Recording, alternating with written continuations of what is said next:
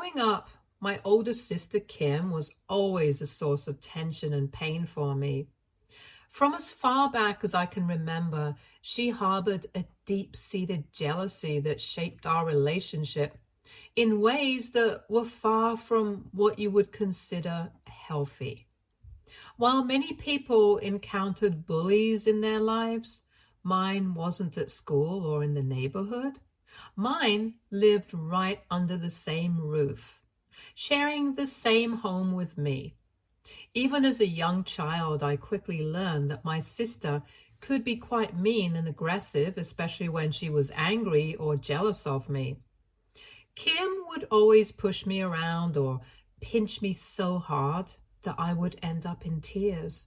If I dared to cross her in any way, whether by not listening to her or simply being in the wrong place at the wrong time, she would retaliate by taking something of mine, usually my toys or my books, which were a big deal to me at the time.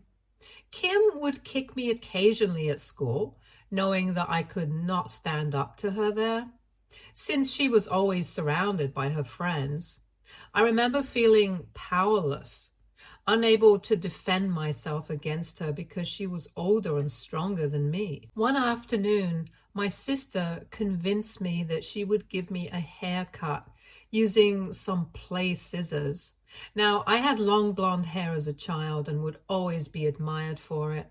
I tried to talk Kim out of giving me a haircut, but she kept pushing and pushing, so I just gave in. She started cutting my hair, and it wasn't just a small snip. Obviously, she had no experience, and we were stupid to even do this, but she hacked away at my hair even when I asked her to stop. I remember feeling devastated as I watched clumps of my hair fall to the floor. The haircut was so bad that I burst out crying. She only laughed, looking at me as if it was the most normal thing in the world. When my dad saw what had happened, he rushed me to a salon, but there was little that could be done. The only solution was to cut it all short, much shorter than I ever wanted. It was a heartbreaking experience for me. As difficult as my sister was, what made the situation even harder to bear was the fact that my mother always seemed to take her side. Whenever I cried and went to my mom for comfort, hoping she would understand and protect me, she would dismiss my feelings, saying things like, "Sisters fight sometimes," or "I used to do the same with my sister when I was young."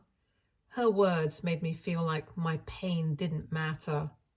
My dad saw what was happening and would try to discipline my sister whenever she crossed the line. But every time he did, my mother would intervene, not to support me, but to protect Kim. She would scold my dad, telling him not to be so harsh with my sister. My mother would then scold me instead for not standing up for myself and getting dad to do my dirty work. Amidst all the challenges I faced growing up at home, I was fortunate to meet Jasper, my high school boyfriend, who would eventually go on to become my husband. From the very beginning, Jasper was different from anyone else in my life. He was always there for me. When we started dating, it didn't take him long to notice the stark differences in how my mother treated me compared to my sister. One thing that always stood out to Jasper was the way my mother would criticize my appearance, while letting my sister Kim do whatever she pleased. If Kim and I were both getting ready to go out, my mom would always praise Kim's choices, no matter what she wore, while finding fault with mine. It didn't matter if I thought I looked good or felt confident. My mother always had something to say. She would often make remarks about my outfit, suggesting that I wear more girly clothes, warning me that if I didn't, my man might leave me. She would always comment that I was wearing too much makeup or very little makeup.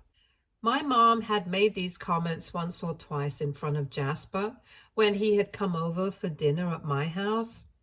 I could see how much it bothered him, but he would try to keep his mouth shut.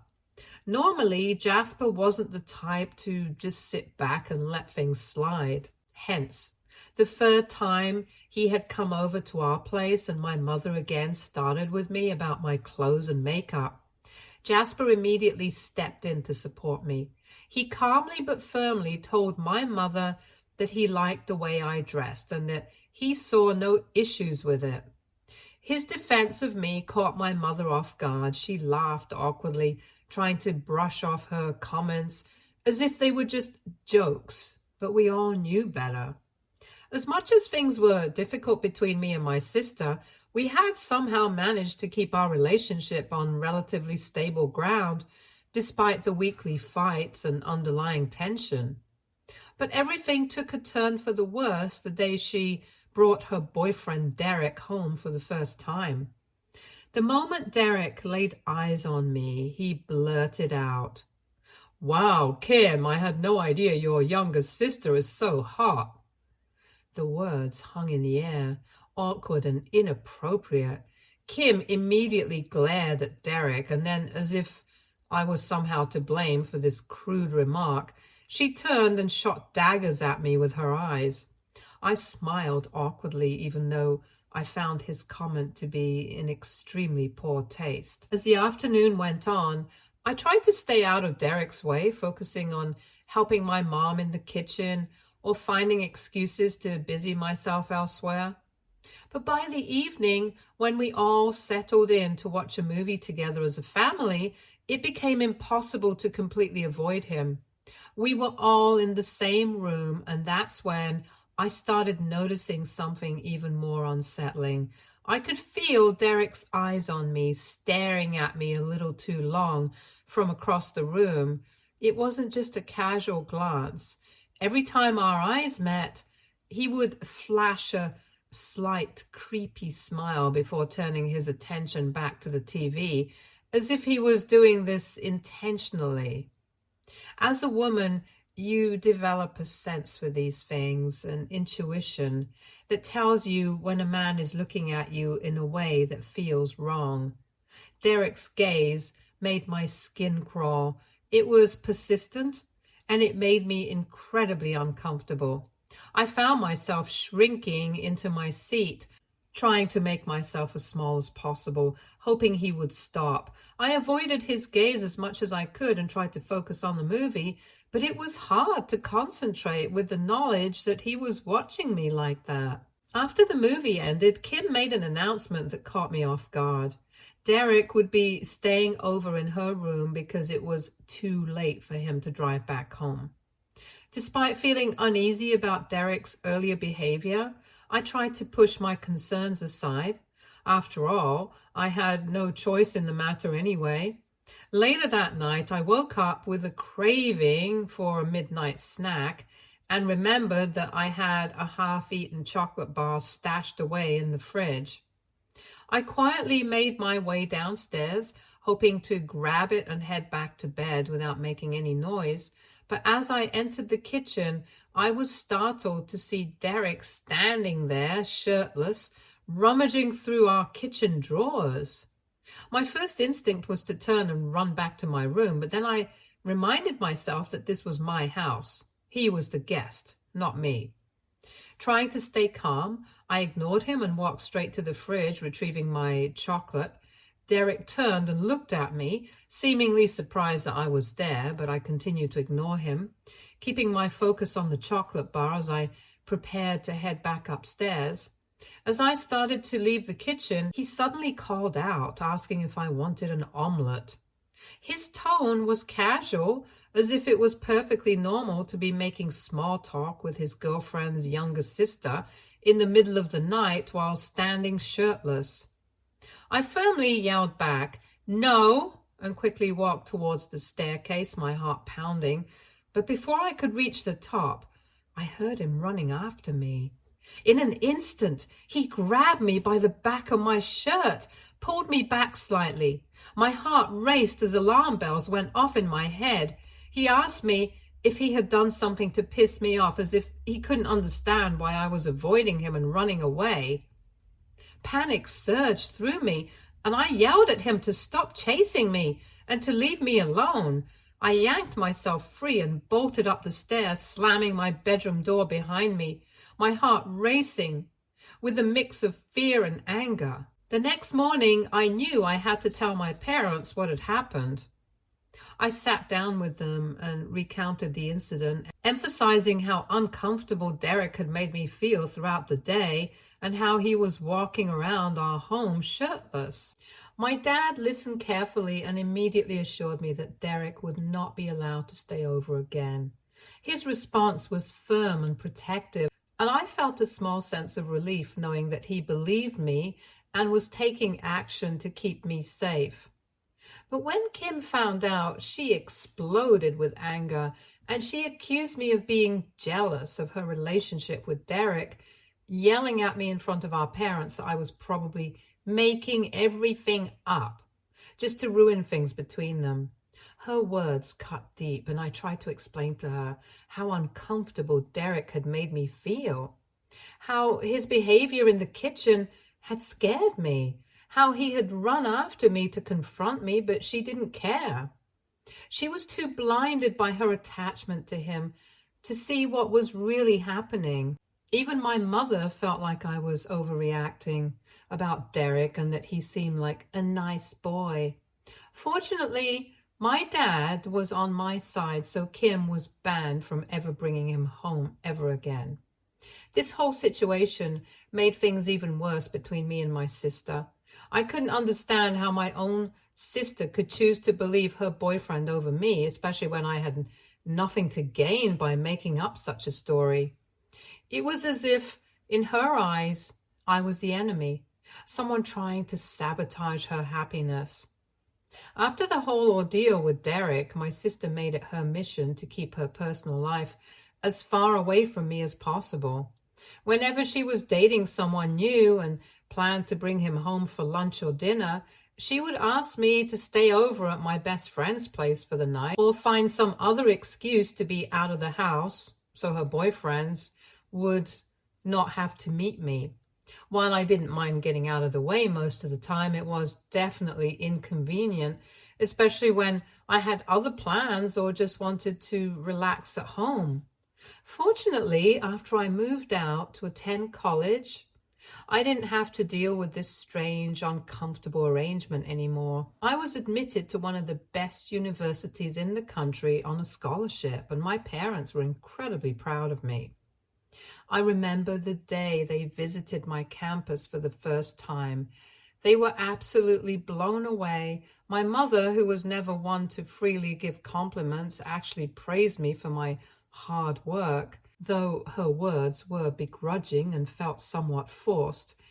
They meant a lot to me because they were so rare. My father, of course, was beaming with pride. He had always been supportive of my academic pursuits, and seeing me get into such a prestigious institution was a validation of the faith he had always placed in me over the years. But while my parents celebrated my achievement, my sister never congratulated me on getting into college. It was clear to me that my success didn't sit well with her. Unlike me, my sister had taken a gap year after high school, and that gap year eventually turned into a permanent break from college. She never went back to school, and instead took up a job at my dad's golf club as a cart attendant. What had started as a part-time gig to earn some extra money had turned into her full-time job. She told everyone how much she enjoyed the work, especially because it came with great tips. And for her, that seemed to be enough. While I was focused on my studies and planning for a future that I hoped would be fulfilling and meaningful, she seemed content with where she was, even if it meant staying in a job that didn't offer much in the way of long-term prospects. Over the years, the more I excelled in my studies and moved forward with my life, the more it seemed to bother my sister. Rather than being happy for me, my success seemed to fuel my sister's resentment even more. Every time I came home during my college breaks, it was as if she made it her mission to bring me down a notch. She would find subtle ways to show her displeasure, often wrapped in backhanded comments that left me feeling uneasy. For instance, she would point out how thin my hair was getting, which was true to some extent because of the stress I was under. But instead of showing concern, she'd suggest that I was probably failing in college and that I should stop trying to be someone I'm not, implying that I was pushing myself too hard and needed to learn to take it easy. Whenever I achieved something academically and my parents expressed their pride, she would immediately dismiss it, claiming that the courses I was taking must have been easy. It was her way of minimizing my accomplishments. Despite the sting of her words, I did my best to ignore her comments. I didn't want to waste my energy trying to convince her of my academic abilities. After I graduated from college, Jasper and I took the next step in our relationship and moved in together while continuing to work at our respective jobs. Living with Jasper was a revelation for me. It was the first time I felt completely at ease in my own home. There was no tension, no walking on eggshells, just the comfort of being with someone who loved and accepted me for who I was. Eventually, Jasper and I got married, and we now live in a much bigger place. Over the years, it's just been the two of us, and we're completely content with our lives. We don't have children, but that's something we've both agreed on and are happy with. Instead, we've focused on building our lives together, saving money, traveling to multiple countries, and indulging in the expensive hobbies we both enjoy. In stark contrast, my sister Kim continues to live with our parents even today. At one point, she did move out with a boyfriend, but that relationship ended in tragedy when he physically abused her and kicked her out. With no savings and nowhere else to go, she had to move back home again. It was a heartbreaking situation. I did feel bad for her. However, my sister never learned from her mistake and has continued to date trashy guys even after that. This is why, over the years, my mother has grown increasingly frustrated with my sister's behavior. Their relationship, which used to be so close and easygoing, has become strained and rocky. Since I lived in another city, I seldom went back home, so Kim and I had drifted even more apart over time, to the point where we barely exchanged any calls or texts. One night I was jolted awake by a phone call from my mother. It was the middle of the night, and her voice trembled as she informed me that my sister had been in a serious car accident. The shock of the news hit me like a wave. I stayed up for hours, anxiously waiting for updates from my parents. They called me regularly to keep me informed about my sister's condition, which was critical. As much as our relationship had soured over the years, she was still my older sister, and the idea of her being seriously hurt was terrifying. I wanted to fly back home immediately to be there for her and my parents, but my dad, knowing how demanding my job was, assured me that they would take care of everything. He told me that my sister would be okay and that there was no need for me to disrupt my work. Despite his reassurances, I couldn't shake the feeling of guilt and helplessness that gnawed at me. I wanted to be there to help in some way. My sister ended up staying in the hospital for a month due to the severity of her injuries. During that time, my mother took on the full responsibility of caring for her. Even when my sister was discharged, she had to take bed rest at home to continue to recover. Hence, I decided to have a conversation with my parents about hiring a full-time nanny to help take care of my sister. Given how exhausted my mother was and the challenges she was facing, it seemed like the most practical solution, and I was willing to pay for everything. However, when my sister found out about this plan, she was furious. She yelled at me for putting terrible ideas into our parents' heads, insisting that she wasn't an invalid and that she wasn't comfortable with a stranger helping her out. I tried to explain how much strain this was putting on our mother, but my sister cut me off, telling me to mind my own business. In the end, my parents didn't force her to agree to the nanny, likely because they felt bad for her and wanted to avoid any further conflict. Then, just 2 weeks ago, I received a call from my mother. She was in tears, her voice trembling with exhaustion and desperation. She begged me to come back home, explaining that she felt utterly drained from taking care of my sister and couldn't handle it alone anymore. She pleaded with me to take a break from my job or even leave it if necessary, and come and stay with her for at least 2 months. It was clear that she was at her breaking point, and I felt extremely guilty about it. I told her that I would think about it and discuss the situation with Jasper. He was completely against the idea, knowing all too well how my sister had mistreated me over the years. He was concerned about the toll it would take on me, both emotionally and mentally. But despite his reservations, I couldn't shake the feeling that I had a moral obligation to help my mother, who was clearly in need. I explained to Jasper how much this meant to me, and eventually he understood my position. He recognized that my mother was in a difficult situation and that I felt a duty to support her. Hence, I approached my boss to discuss taking some time off. Thankfully, my boss was understanding and granted me a 1-month leave.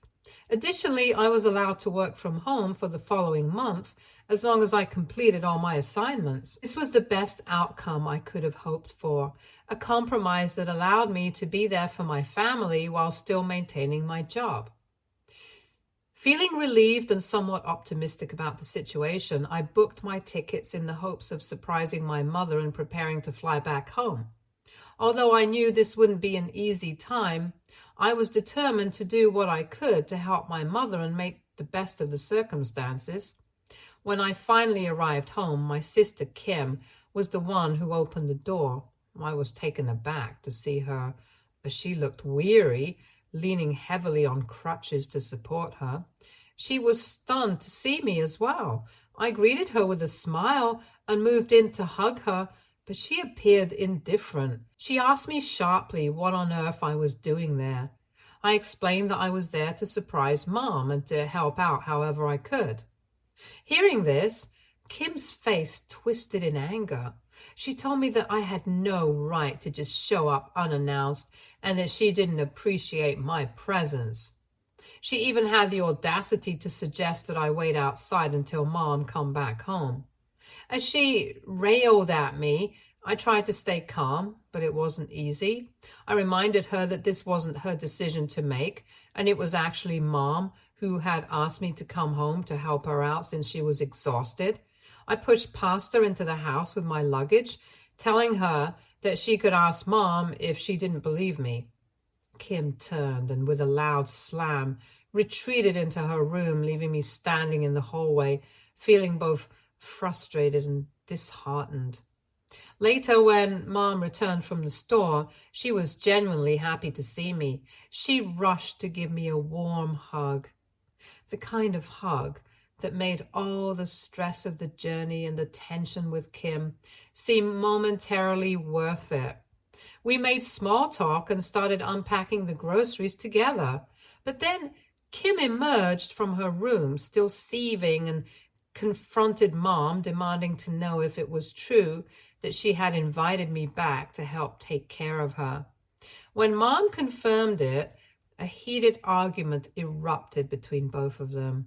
Kim accused Mom of betraying her and of embarrassing her by inviting me to help her out, especially when she knew how much she disliked me.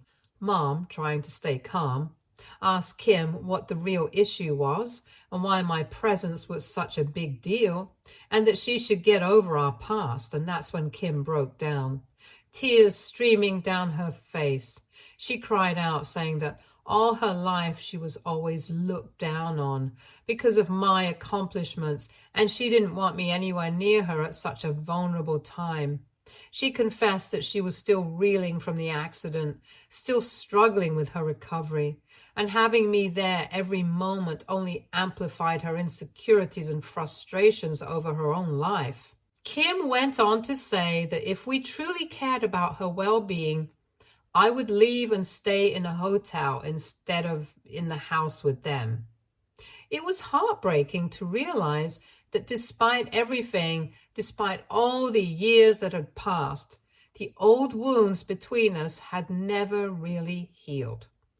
My mom and I tried to talk her out of it and told her how ridiculous she sounded, but she insisted that she didn't want me living with them. In the end, I reluctantly agreed to Kim's demand and left to stay at a nearby hotel. My dad was absolutely furious with Kim for treating me this way, but I reassured him that I would be fine. I knew how much Kim was struggling, and I wanted her to feel comfortable while she recovered, even if it meant I had to sacrifice my own comfort. I convinced myself that maybe, just maybe, by doing this for her, she would try to mend our broken relationship. Over the next few days, I came over and spent a few hours at my parents' house helping out my mom wherever I could. Kim avoided me as much as she could and refused to talk to me. Every morning before coming over, I would text her if she wanted me to buy her breakfast, hoping that this was a way to reconnect. But unfortunately, Kim saw this as an opportunity to take advantage of me. She began treating me like an on-call maid, constantly ordering me to bring her food or fetch things for her, just because she knew that she didn't have to pay for anything. At first, I tried not to complain, but gradually, Kim's demands grew more unreasonable and her attitude became more hostile. She would bark orders at me and snap if I didn't get something exactly right. It felt like I couldn't do anything to please her, no matter how hard I tried. The breaking point came when I brought her a coffee from her favorite coffee place, and she exploded in anger because it didn't have any foam. Without warning, she hurled the cold coffee at me and yelled at me for being worthless. I was so pissed at her behavior that I finally snapped. I told her she was acting like a child and that I was done being her servant.